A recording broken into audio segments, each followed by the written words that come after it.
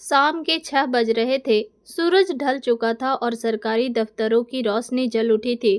दिन भर की भागदौड़ और लोगों की भीड़ के बाद अब वहां एक अजीब सी शांति थी। अंदर बड़े से हॉल में पंखा अपनी धीमी चाल से घर घर की आवाज कर रहा था। कुछ सिपाही अपनी ड्यूटी खत्म होने का इंतजार कर रहे थे। एक उम्रदराज सिपाही पांडे जी अपनी कुर्सी पर पैर फैलाकर अखबार के पन्ने पलट रहे थे। दूसरा नौजवान शर्मा मोबाइल पर कोई वीडियो देखकर मंद मंद मुस्कुरा रहा था। माहौल में एक तरह की सुस्ती छाई हुई थी। तभी ऑफिस के भारी लड़की के दरवाजे पर एक हल्की सी सरसराहट हुई। दरवाजा थोड़ा सा खुला और एक दुबली पतली सी लड़की अंदर झांकने लगी। उसकी उम्र यही कोई 18 से 19 साल रही होगी। चेहरा थकान और चिंता से मुरझाया हुआ था। बड़ी बड़ी आंखों में एक अजीब सी घबराहट थी, जैसे कोई डरा हुआ जानवर अपने लिए पनाह खोज रहा हो। शरीर पर धूल मिट्टी लगी थी। कपड़े जगह जगह से घिसे और फटे हुए थे। बिखरे बाल और नंगे पांव उसकी गरीबी और लाचारी की कहानी खुद बयां कर रहे थे। ऐसा लग रहा था जैसे वह कई दिनों से ना ठीक से सोई है, ना कुछ खाया है। उसने धीमी कांपती हुई आवाज में कहा, साहब मेरी मदद कीजिए। मोबाइल में व्यस्त शर्मा ने नजर उठाकर उसे देखा और फिर पांडे जी की तरफ देखकर आंख मारी। पांडे जी ने अखबार नीचे किया, चश्मे के ऊपर से उसे घूरा और अपनी भारी आवाज में व्यंग से बोले, क्या है यहाँ, क्या मेला लगा है? यह एसपी ऑफिस है, कोई धर्मशाला या शरणालय नहीं। भागो बाहर। लड़की उस कड़क आवाज से कांप गई। उसके कदम दरवाजे पर ही जम गए, पर वह वहां से हिली नहीं। उसकी आंखों में आंसू भरने लगे थे, लेकिन उसने हिम्मत करके कहा, मैं भीख नहीं मांग रही साहब, मेरी बहन, मेरी छोटी बहन गायब हो गई है, प्लीज उसे ढूंढ दो। बहन गायब हो गई है, यह शब्द हॉल में गूंज गए। माहौल में जो सुस्ती थी वह अचानक टूट गई। कोने में बैठा एक मुंशी हंस पड़ा। शर्मा ने ताना मारा, वाह, बहन भी गायब हो गई। अब एसपी ऑफिस को गुमशुदा बच्चों का हॉस्टल समझ लिया है क्या? हर दूसरे दिन कोई न कोई आ जाता है मुंह उठाकर। पांडे जी ने डांटते हुए कहा, दिमाग खराब है तेरा, यह सब काम थाने का है, यहाँ बड़े साहब बैठते हैं, चल हट यहाँ से। साहब का मूड खराब मत कर। लड़की की आंखें अब तक पूरी तरह से नम हो चुकी थी। गालों पर आंसू की लकीरें बन गई थी। उसने अपने मैले से झोले में हाथ डाला और एक पुरानी मुरझाई सी फोटो निकाली। तस्वीर बहुत धुंधली थी, रंग भी उड़ चुके थे। उसमें एक नन्ही सी बच्ची खिलखिलाकर हंस रही थी। यही है मेरी बहन गुड़िया, बस 10 साल की है। कल रात हमारी बस्ती से अचानक गायब हो गई। सब जगह ढूंढा, कहीं नहीं मिली। उसकी आवाज में इतनी बेबसी थी कि एक पल के लिए हॉल में सन्नाटा छा गया, लेकिन पांडे जी का दिल नहीं पसीजा। उन्होंने ठंडी आवाज में कहा, अरे बस्ती की बच्चियां तो अक्सर इधर उधर भाग जाती है, किसी लड़के के साथ भाग गई होगी, 2-4 दिन में खुद लौट आएगी। अब हम किस किस को ढूंढते फिरे? चल चल, काम मत बढ़ा हमारा, और वैसे भी यह काम हमारा नहीं है। जाओ अपने इलाके के थाने में रिपोर्ट लिखवाओ। मीरा ने रोते हुए कहा। गई थी साहब, थाने गई थी। वहाँ के पुलिस अंकल ने मुझे भिखारी बोलकर भगा दिया। बोले यह सब ड्रामा कहीं और जाकर करना। यह सुनकर पांडे जी और शर्मा एक दूसरे को देखकर मुस्कुरा दिए, जैसे यह कोई रोज की बात हो। लड़की पूरी तरह टूट चुकी थी। उसे समझ नहीं आ रहा था कि वह कहाँ जाए, किससे मदद मांगे। वह वहीं जमीन पर बैठ जाने को थी कि तभी अंदर कैबिन से एक भारी और कड़क आवाज आई। क्या हो रहा है बाहर? इतना शोर क्यों है? यह आवाज थी एसपी विवेक राठौर की। विवेक राठौर का नाम पूरे जिले में मशहूर था। उनकी ईमानदारी, अनुशासन और काम करने के तरीके के सब कायल थे। अपराधियों के लिए उनका नाम खौफ का दूसरा नाम था, लेकिन आम और गरीबों लोगों के लिए वह किसी मसीहा से कम नहीं थे। उनकी आवाज़ सुनते ही हॉल में पिन ड्रॉप साइलेंस हो गया। पांडे जी अपनी कुर्सी से लगभग उछल पड़े और अखबार समेटने लगे। शर्मा ने झटके से मोबाइल अपनी जेब में डाल लिया। सब सावधान की मुद्रा में खड़े हो गए। पांडे जी ने घबराते हुए कहा, कुछ नहीं सर, वह एक लड़की आई है, कह रही है कि उसकी बहन गायब हो गई है। अंदर से फाइल के पलटने जाने की आवाज़ आई और फिर विवेक की आवाज़ गूंजी, किसी का गायब होना कोई मामूली बात नहीं है पांडे, और एक फरियादी की शिकायत और किसी की भीख में फ़र्क करना सीखो। भेजो उसे अंदर। पांडे जी का चेहरा उतर गया। उन्होंने सहमी हुई लड़की की तरफ इशारा किया और धीरे से कहा, जाओ, साहब बुला रहे हैं। लड़की कांपते हुए कदमों से केविन की तरफ बढ़ी। उसका दिल जोर जोर से धड़क रहा था। उसे डर लग रहा था कि कहीं अंदर वाला साहब भी बाहर वालों जैसा ही ना हो। उसने धीरे से दरवाजा खटखटाया। अंदर आ जाओ, आवाज आई। मीरा। उस लड़की का नाम मीरा था। डरते डरते केबिन में दाखिल हुई, लेकिन बहुत बड़ा और साफ सुथरा था। एक बड़ी सी मेज के पीछे आरामदायक कुर्सी पर एसपी विवेक राठौर बैठे थे। उनकी वर्दी पर सितारे चमक रहे थे। चेहरा रौबदार था, लेकिन आंखों में एक अजीब सी शांति थी। उन्होंने मीरा को ध्यान से देखा।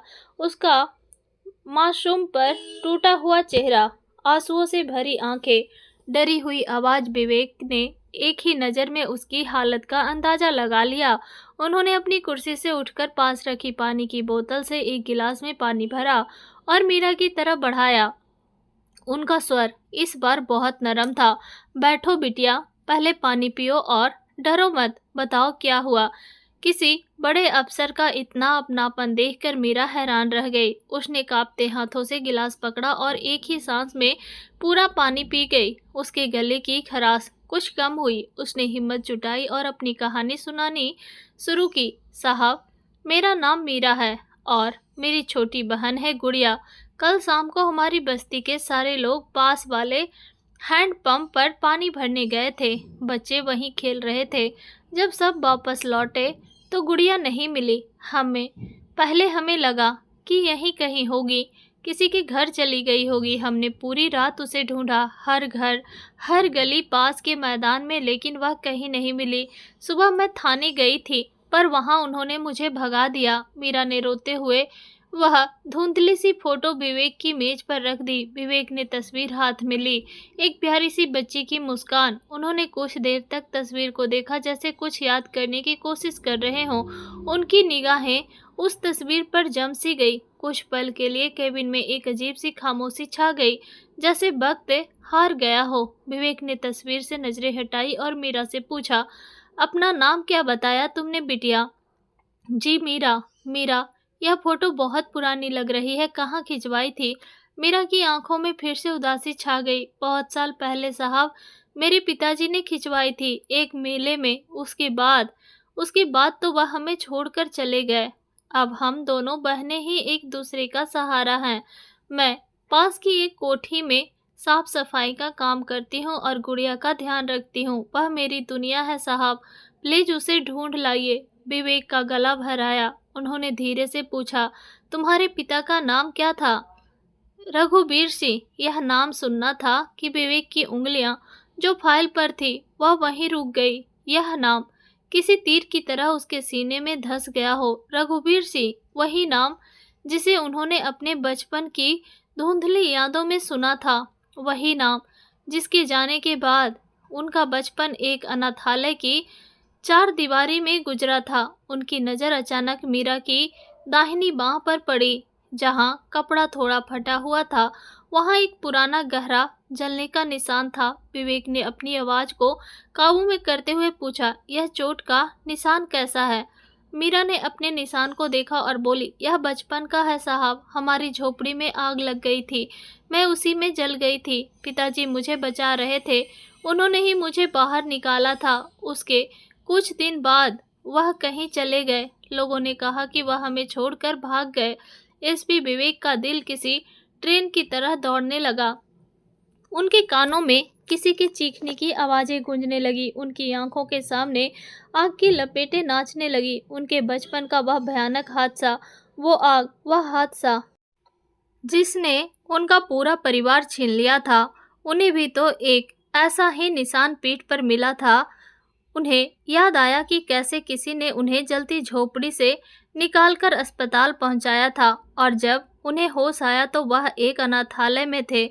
उन्हें बताया गया था कि उनके परिवार में कोई नहीं बचा। उन्होंने अपनी कांपती हुई आवाज़ में एक आखिरी सवाल पूछा, मीरा, तुम्हें अपने पिताजी की शक्ल याद है? मीरा ने अपनी आंखें झुका ली। बस थोड़ा थोड़ा, बहुत धुंधली सी याद है। बड़े मजबूत कद काठी के थे, लेकिन वह हमें छोड़ गए। हमारी माँ तो पहले ही नहीं थी, पिता भी छोड़ गए। एसपी विवेक अपनी कुर्सी से ऐसे उठे जैसे उन्हें बिजली का झटका लगा हो। उनकी आंखों में अब सिर्फ आंसू थे। वह अपनी मेज के दूसरी तरफ आए और मीरा के पास आकर खड़े हो गए। नहीं, वह तुम्हें छोड़कर नहीं गए थे। उन्हें मजबूरी में दूर होना पड़ा था और शायद वह तुम्हारे ही पिता, मेरे भी पिता हैं। मीरा ने चौंक कर उनकी तरफ देखा। उसकी समझ में कुछ नहीं आ रहा था। आपका क्या मतलब है साहब? आप क्या कह रहे हैं? विवेक की आंखों से आंसू बहने लगे थे। एक सख्त पुलिस अफसर जिसके नाम से अपराधी कांपते थे, आज एक छोटे बच्चे की तरह रो रहा था। मीरा, मैं भी रघुवीर सिंह का बेटा हूँ, तुम्हारा बड़ा भाई। विवेक। ऑफिस के उस शांत कैबिन में जैसे एक धमाका हुआ। सन्नाटा इतना गहरा गया कि घड़ी की टिक टिक भी साफ सुनाई दे रही थी।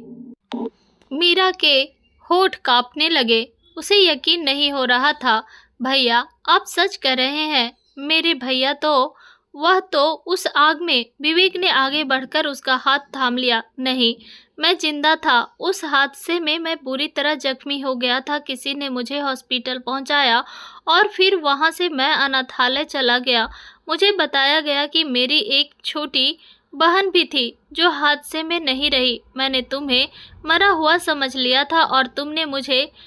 भगवान, आज इतने सालों बाद विवेक ने अपनी जेब से बटुआ निकाला। उसमें एक बहुत ही पुरानी कार्नोवेला तस्वीर थी। एक आदमी, एक छोटा लड़का और गोद में एक नन्ही सी बच्ची। वह तस्वीर मीरा की तस्वीर से हूबहू मिलती थी। मीरा अब खुद को रोक नहीं पाई। वह फूट फूट कर रोने लगी। भैया कहकर वह विवेक के गले लग गई। इतने सालों का दर्द, अकेलापन, बेबसी सब आंसुओं में बह रहा था। भाई बहन इतने सालों बाद मिले थे एक ऐसी जगह पर जिसकी किसी ने कल्पना भी नहीं की होगी। बाहर हॉल में बैठे सिपाही और मुंशी दरवाजे की दरार से यह सब देख और सुन रहे थे। उनके चेहरे पर हवाएं उड़ रही थी। जिस लड़की को वह भिखारी समझकर दुत्कार रहे थे, वह उनके सबसे बड़े साहब की सगी बहन निकली। पांडे जी को तो चक्कर आने लगा था। अब यह मामला सिर्फ एक लापता बच्ची का नहीं था, यह एक परिवार की अधूरी गाथा थी जिसे आज पूरा होना था। विवेक ने मीरा को संभाला, उसे कुर्सी पर बिठाया और उसके सिर पर हाथ फेरा। चुप हो जा मेरी बहन, अब मैं आ गया हूँ। गुड़िया को कुछ नहीं होगा, मैं उसे ढूंढ निकालूंगा।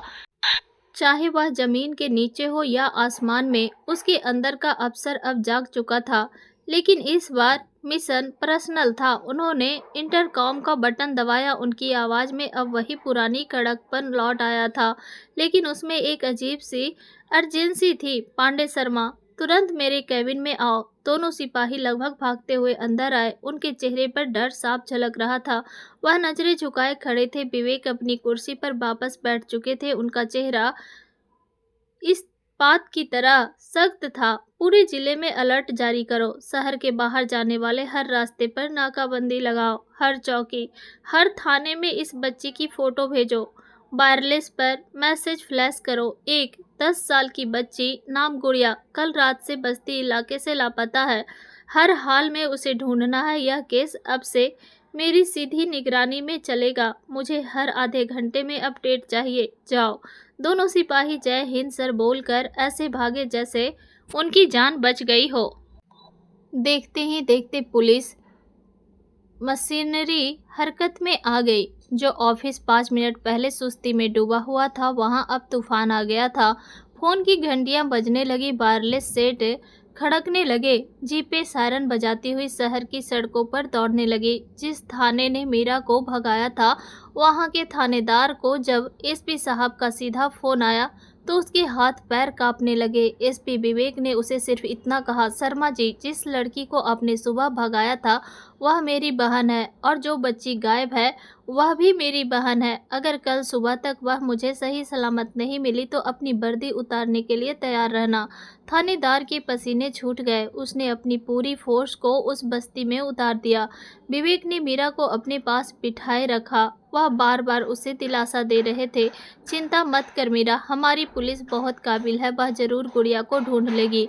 घंटे बीतते जा रहे थे, रात गहरा रही थी। मीरा की बेचैनी बढ़ती जा रही थी, लेकिन अपने भाई के पास होने से उसे एक अजीब सी हिम्मत भी मिल रही थी। तकरीबन रात के 11 बजे विवेक के वायरलेस पर एक संदेश आया। एक खबरी ने बताया था कि बस्ती के पास वाली पुरानी जूट मिल के गोदाम में कुछ लोगों ने एक बच्ची को छिपा कर रखा है। वह लोग शायद बच्ची को बेचने की फिराक में थे। विवेक ने तुरंत एक टीम को उस गोदाम पर रेड करने का आदेश दिया। वह खुद भी जाने के लिए उठे, लेकिन फिर मीरा को देखकर रुक गए। उसे इस हालत में अकेला छोड़ना ठीक नहीं था। अगले 15 मिनट मीरा और विवेक के लिए सदियों जैसे थे। हर एक सेकेंड काटना मुश्किल हो रहा था। फिर विवेक के फ़ोन की घंटी बजी। दूसरी तरफ से इंस्पेक्टर की आवाज़ आई, सर, मुबारक हो, बच्ची मिल गई है। वो थोड़ी डरी हुई है पर एकदम सही सलामत है। हमने 2 लोगों को भी गिरफ्तार किया है। यह सुनते ही विवेक की आंखों में चमक आ गई। उन्होंने मीरा के कंधे पर हाथ रखा और मुस्कुराकर कहा, मिल गई मीरा, हमारी गुड़िया मिल गई। मीरा खुशी से उछल पड़ी। उसके चेहरे पर महीनों बाद वैसी ही रौनक लौटी थी जैसी उस पुरानी तस्वीर में थी। आधे घंटे बाद पुलिस की जीप एसपी ऑफिस के सामने जाकर रुकी। एक महिला कांस्टेबल गुड़िया को लेकर अंदर आई। गुड़िया बहुत डरी हुई थी। रो रो कर उसकी आंखें सूज गई थी। जैसे ही उसने मीरा को देखा, वो दीदी कहकर दौड़ पड़ी और मीरा से लिपट गई। दोनों बहनें एक दूसरे से लिपटकर बहुत देर तक रोती रही। यह खुशी के आंसू थे, मिलन के आंसू थे। विवेक एक कोने में खड़े होकर यह सब देख रहे थे। उनकी आंखें भी नम थी। आज वह सिर्फ एक अफसर नहीं थे, वह एक भाई थे, एक परिवार के मुखिया थे जिसने अपने खोए हुए हिस्से को वापस पा लिया था। जब दोनों बहनों का रोना कुछ कम हुआ तो विवेक उनके पास गए। उन्होंने गुड़िया के सिर पर प्यार से हाथ फेरा। गुड़िया ने डरते डरते उनकी तरफ देखा। मीरा ने उसे बताया, गुड़िया, यह हमारे भैया हैं, हमारे बड़े भैया। गुड़िया ने मासूमियत से पूछा, हमारे भी भैया हैं। विवेक मुस्कुराए और उसे गोद में उठा लिया। हाँ बेटा, उस रात विवेक ने उन सिपाहियों को कुछ नहीं कहा जिन्होंने मीरा से बदतमीजी की थी।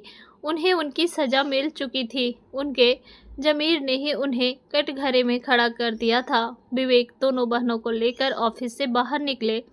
उनकी सरकारी गाड़ी तैयार खड़ी थी। उन्होंने दोनों को प्यार से पीछे की सीट पर बिठाया और खुद ड्राइविंग सीट के बगल में बैठ गए। गाड़ी जब उनके सरकारी बंगले की तरफ चली तो मीरा और गुड़िया हैरान होकर बाहर की चमचमाती दुनिया देख रही थी। उनके लिए यह सब एक सपने जैसा था। कल तक जो फुटपाथ पर सोती थी, आज वह एसपी साहब की गाड़ी में अपने सगे भाई के साथ उसके घर जा रही थी। जब गाड़ी बंगले के गेट पर रुकी तो गेट पर एक खूबसूरत और सुलझी हुई महिला खड़ी थी। वह विवेक की पत्नी सोनिया थी। विवेक को देर हो रही थी तो वह चिंता में बाहर टहल रही थी। जब उन्होंने विवेक के साथ 2 अनजान मैले कुचैले कपड़ों में लड़कियों को उतरते देखा तो उन्हें थोड़ी हैरानी हुई। विवेक ने मुस्कुराते हुए कहा, सोनिया, इनसे मिलो, यह मीरा है और यह गुड़िया, मेरी बहनें। सोनिया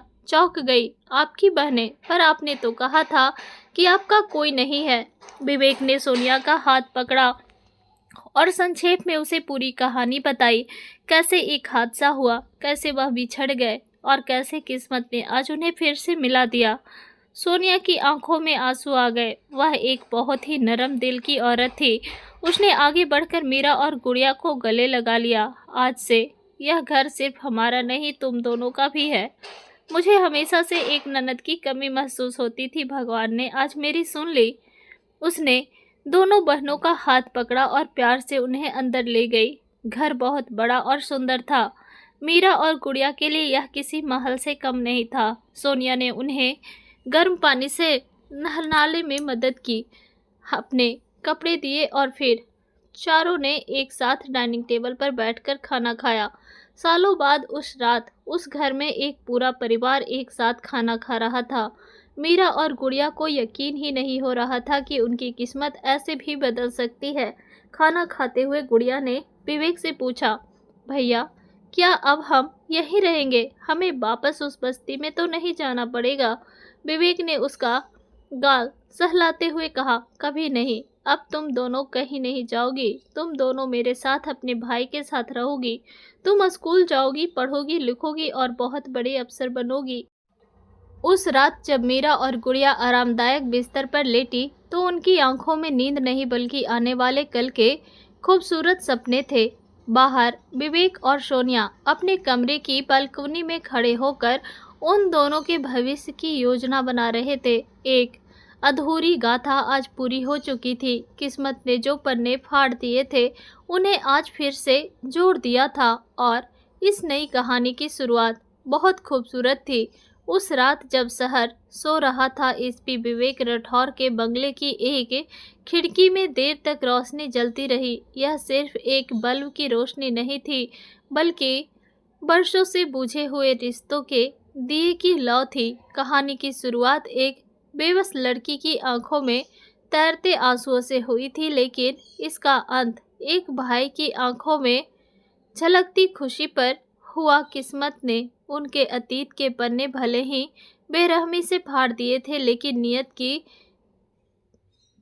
कलम में इतनी स्याही बाकी थी कि वह उनके लिए एक नया और खूबसूरत भविष्य लिख सके। एसपी की वर्दी पर लगे सितारे तो कानून और व्यवस्था के लिए थे, पर उस रात विवेक ने जाना कि परिवार के आसमान का सबसे चमकता सितारा होना क्या होता है। यह सिर्फ एक लापता बहन की कहानी नहीं थी, यह उस विश्वास की कहानी थी जो कहती है अगर इरादे नेक हों तो बंद दरवाजे भी खुद ब खुद खुल जाते हैं और बिछड़े हुए रास्ते एक दिन मंजिल पर मिल ही जाते हैं। तो दोस्तों, यह थी विवेक और उनकी बहनों की कहानी। कैसी लगी आपको? अगर आपको यह कहानी पसंद आई हो तो अपना प्यार दिखाना बिल्कुल ना भूलें। वीडियो को लाइक करें, चैनल को सब्सक्राइब कर दें और कमेंट में बताएं कि आपके लिए परिवार और रिश्तों का सबसे खूबसूरत मतलब क्या है। मिलते हैं एक और नई कहानी, नई भावनाओं से भरी और दिल को छू जाने वाली कहानी के साथ। तब तक के लिए धन्यवाद।